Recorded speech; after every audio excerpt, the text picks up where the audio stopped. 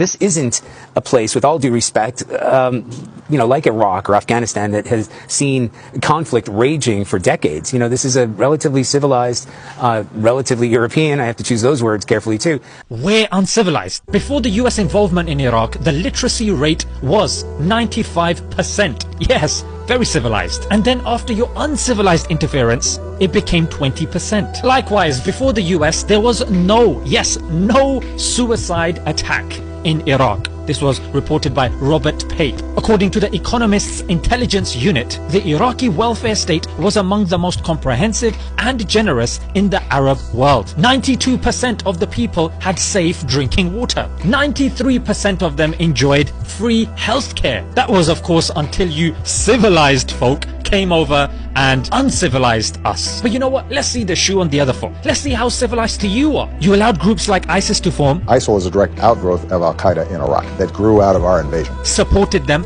and armed them according to your own sources. And then you got the gall to call us uncivilized? According to a 2014 Senate report highlighting the torture conducted by the CIA, prisoners were fed food through their anus, chained to walls until they died. Case in point, Gul Rahman. Detainees were stripped and then they were dragged, punched and kicked. That's not all. They were put in makeshift coffins for days. Civilized? More like barbaric and disgusting. There's reports of soldiers urinating on the dead bodies of Afghans, cutting fingers off the deceased and keeping them as trophies. Are these actions of civilized people or of sick individuals? And then the icing on the cake, preaching human rights to the nations that you are supplying weapons to. And then this absolute tool had the gall to laugh it off, like only someone irrational would get offended. Relatively civilized, relatively European, I have to choose those words carefully too. Nah mate, this is the exact problem that Edward Said highlighted in his book Orientalism. This dehumanizing and otherizing makes it suddenly okay for you to kill